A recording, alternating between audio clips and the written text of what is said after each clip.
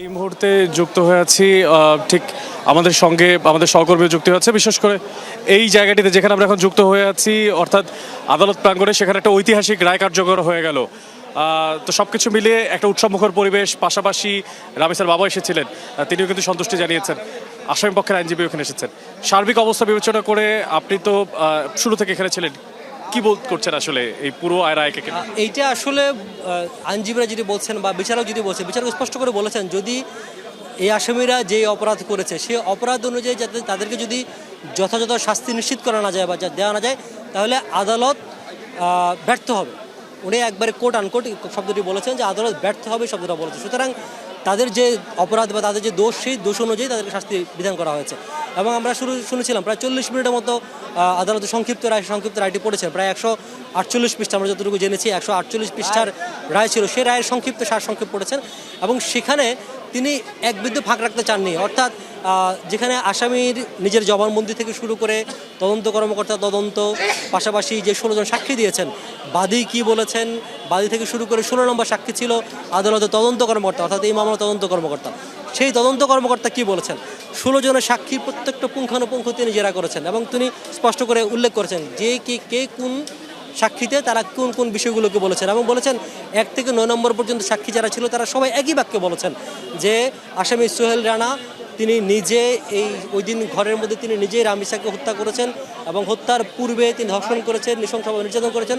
শুধু ধর্ষণ নয়, তার শরীরে বিভিন্ন অঙ্গে জখম করেছেন এবং জখম করার পর তাকে যখন তিনি ভেবেছেন যে এই রামিসা মারা গেছে, তখন তিনি তার মাথাটি বিচ্ছিন্ন করেছেন। প্রথমে তার 2টি হাত বিচ্ছিন্ন করেছেন বাহু থেকে, তারপর তার মাথাটি বিচ্ছিন্ন করেছেন এবং তারপর সেটি লুকিয়ে রেখেছেন।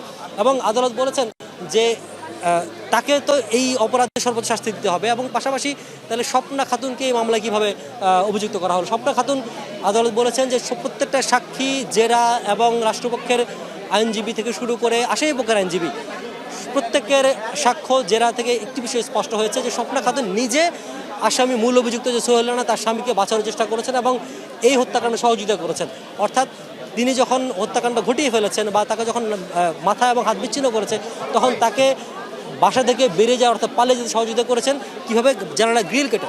এবং জানালা গ্রিল কাটার যে সামগ্রী সেটিও স্বপ্না খাতুন নিজে খুঁজে দিয়েছেন এবং তিনি নিজে দুজনে মিলে গ্রিল কাটতে সহযোগিতা করেছেন এবং তারপর তাকে পালাতে সহযোগিতা করেছেন। এই যে তার হত্যার সহযোগিতা।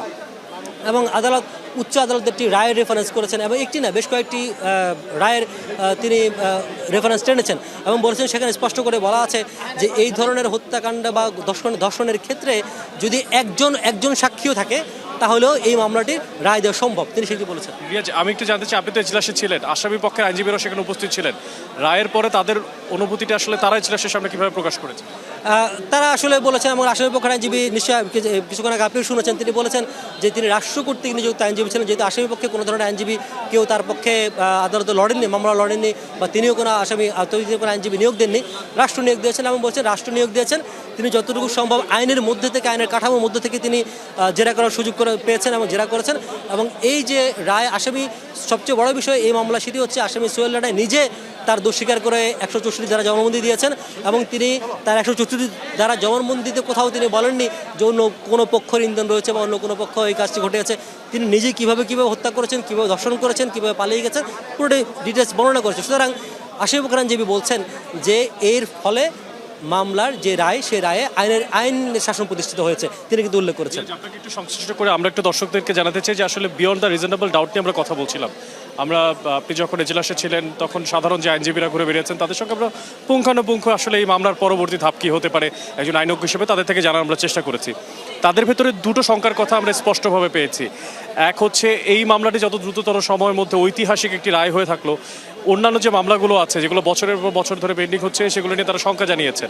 আসলে সোশ্যাল মিডিয়াতে ভাইরাল হওয়া মামলাগুলোই আসলে খুব দ্রুত নিষ্পত্তি পায়।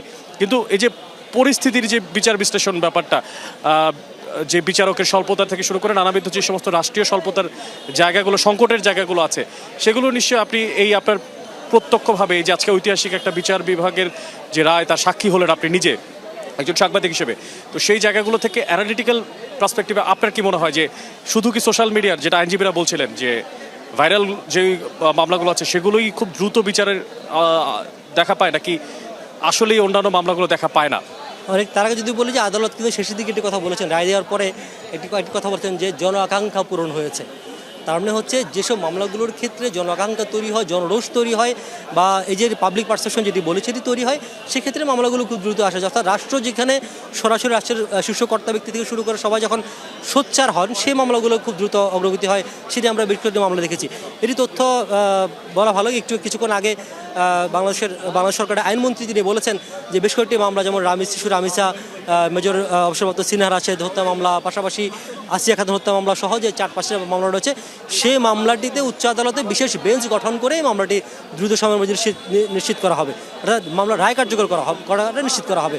এবং তিনি এটিও সম্ভবত উল্লেখ করেছে, যদি আমার জানা ভুল না থাকে, যে এটি রাষ্ট্র চাইলে, অর্থাৎ বিচার বিভাগ যদি আলাদা করে বা আলাদা বেঞ্চ গঠন করা হয়, তাহলে সেটি 3 মাসের মধ্যে এই মামলার রায়টি কার্যকর করা সম্ভব। আসলে বিষয়টি রায়টি হওয়া যতটুকু বড় কথা, তার চেয়ে বেশি বড় কথা হচ্ছে রায়টি কার্যকর হওয়া, এবং যেটি রামিসের বাবাও বলেছেন। রায়টি কার্যকর করার জন্য রামিসের বাবা যেরকমভাবে তাকিয়ে আছে, তার পাশাপাশি পুরো জাতি আসলে উচ্ছ্বসিত হয়ে আছেন, এবং তারা এই রায়ের পক্ষে যতটুকু সন্তুষ্ট, তার পাশাপাশি কার্যকর হওয়ার জন্য তারা তত বেশি অপেক্ষায় আছে। তো এই ছিল এখন পর্যন্ত আদালত প্রাঙ্গণ থেকে রামিসা হত্যাকাণ্ডের যেই সবশেষ মামলার ফলাফল এবং পাশাপাশি পারিপাক্ষিক অবস্থা সবশেষ।